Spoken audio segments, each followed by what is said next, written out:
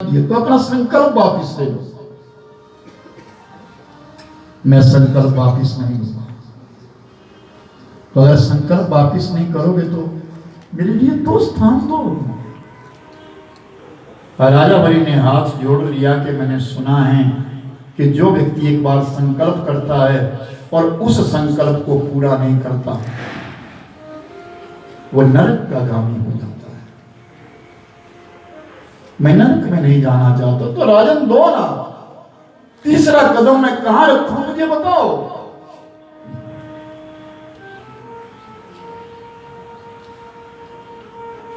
यदोत्तम श्लोका ममेरिति भवान ममेरिति।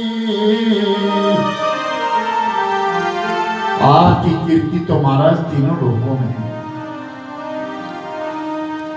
ना तो मैं अपना संकल्प वापिस करूंगा और देने के लिए मेरे पास जगह नहीं है। तो राजा बलि रोने लगे। राजा बलि रुदन करने लगे। जब राजा बलि रो रहे थे तो सामने से धर्म पत्नी आई विंध्यावती। विंध्यावती ने कहा क्यों रो रहे हो? देखो कैसी विडंबना है, याद रखना। सुनो सब ध्यान से। पत्नी को क्या कहते हैं? बोलो ना, धर्म पत्नी क्या कहते हैं? सगा भाई ना हो किसी को भाई बना दिया जाए तो क्या बोलते हैं? धर्म भाई। भाई को धर्म भाई बोलेंगे, पिता को धर्म पिता बोल देंगे जो अपना नहीं, माता को धर्म माता बोल देंगे, पत्नी को धर्म पत्नी दे। वो तो असली है। इस बात पर जरा विचार करना आराम से, फिर कल बताना मुझे क्या बात है। देखो किसी के भाई नहीं है तो बोलेंगे मेरा ये धर्म भाई है, ठीक है। ससुर को क्या बोलेंगे? धर्म पिता है। सास को भी क्या बोला जाता है? धर्म माता है। या किसी को मां बोल दिया धर्म माता है।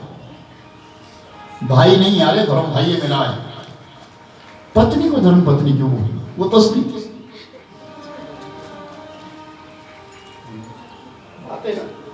विचारणीय विषय है। आज विंध्यावली ने आकर से कहा स्वामी रो मत, अभी आपके पास जगह है। धर्म की ओर ले जाए वो धर्म पत्नी। जो धर्म की ओर ले जाए ना उसे धर्म पत्नी कहते हैं। जो धर्म से बिछोड़ दे वो धर्म पत्नी नहीं, वो कुलच्छनी है। आप क्यों रो रहे हैं? आपके पास तो जगह है। कहां? कहिए भगवान को कि अपना तीसरा कदम उठाओ और मेरे मस्तक के ऊपर रख दो। मस्तक तो खाली है। तो तुरंत राजा बलि समझ गया। करोप्याम प्रणम्बनम च पदं तृतीयं कुरु शिष्णोरमेनिकम्।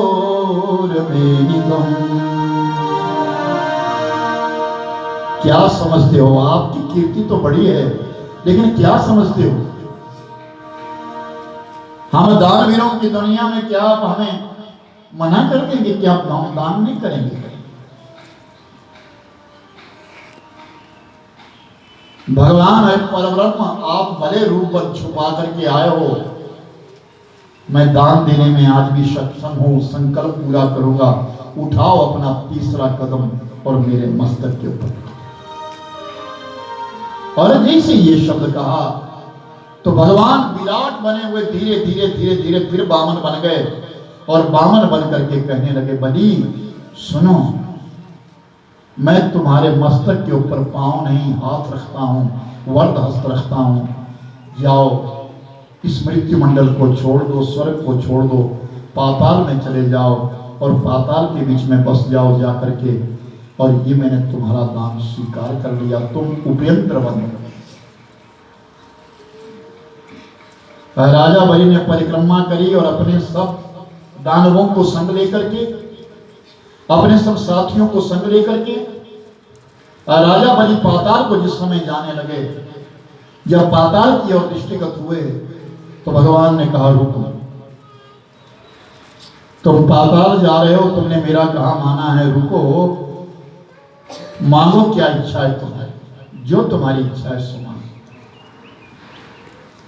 तो राजा बलि ने कहा प्रभु मैं पाताल जा रहा हूं, मेरे संग में आपको भी पाताल रहना होगा, मैं पाताल में रहूंगा और आपको भी पाताल में रहना होगा, और मेरे दरवाजे पर रहना होगा।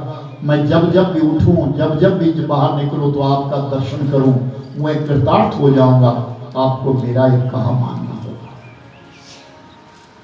आगे आगे राजा बलि चले और पीछे भगवान वामन जी दामोदर बन करके चले हैं और पाताल में जाकर के बस गए।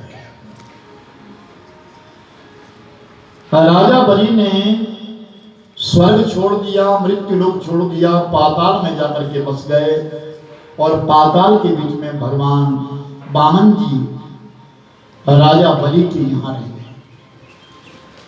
कार्तिक महीने में दीपावली का दिवस आता है, दीपावली के दिन गए, दिवाली कार्तिक चला गया, अगाहन गया, पोष गया, माघ गया, फागुन और चैत्र महीने के बीच में लक्ष्मी मैया ने नारद जी से पूछा प्रभु गए थे थोड़े काल के लिए, थोड़े समय के लिए, लेकिन वो तो लौट करके नहीं आए।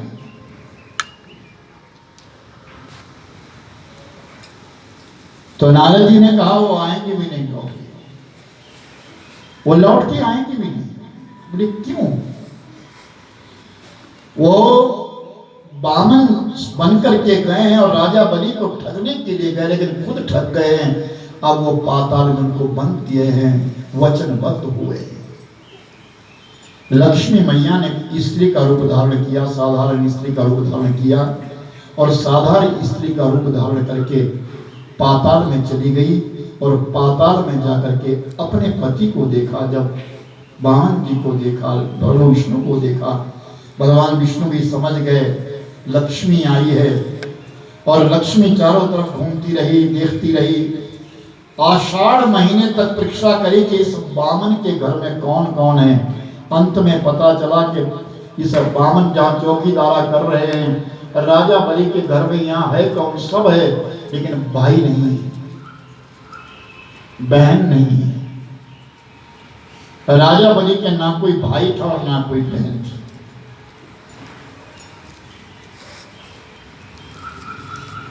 तो उस लक्ष्मी ने पूर्णमासी के दिन, जिसको रक्षाबंधन कहते हैं, रक्षाबंधन के दिन राजा बलि के पास चली गई, और राजा बलि के हाथ के बीच में कंकण बांधती है, और फिर कहती आप पीछे मोबाइल देख रहे हैं, कुछ ऐसा लग रहा है मुझे, बंद कर दीजिए, मेरा ध्यान आप पर पड़ गया। वामन जी सामने खड़े और लक्ष्मी यहां सीधी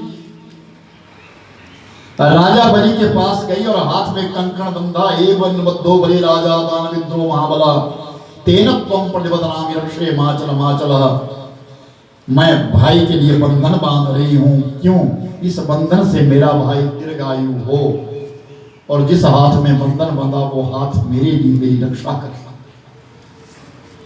राजा बलि ने पूछा तुम कौन हो? अबला हूं, स्त्री हूं मैं, तो तुमने मेरे हाथ में रखड़ी बांधी है, मैं जानती हूं कि आपकी कोई बहन नहीं है, आज से आप मेरे भाई, तो तुम मेरी बहन हुई, मांगो क्या मांगना है, जो तुम्हारी इच्छा है सो मांगो। रखड़ी के दिन बहन जो भाई से मांगती, भाई देता है, मांग क्या चाहिए तेरे लिए? तो कहा भाई ये जो तेरा पहरेदार है दरवाजे पे खड़ा है, इसे मुझे दे दे। बोले क्यों, ये कौन है तुम्हारे? ये मेरे पति है, तुम लक्ष्मी हो। हाँ। तो राजा बलि उठे और लक्ष्मी के चरणों में प्रणाम किया।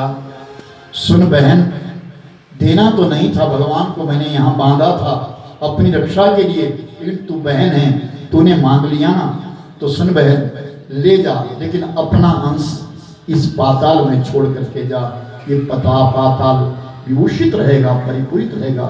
इतना कहा और लक्ष्मी वामन जी को लेकर के हमें वैकुंठ में चली आई। वो सच्चिदानंद भगवान जय।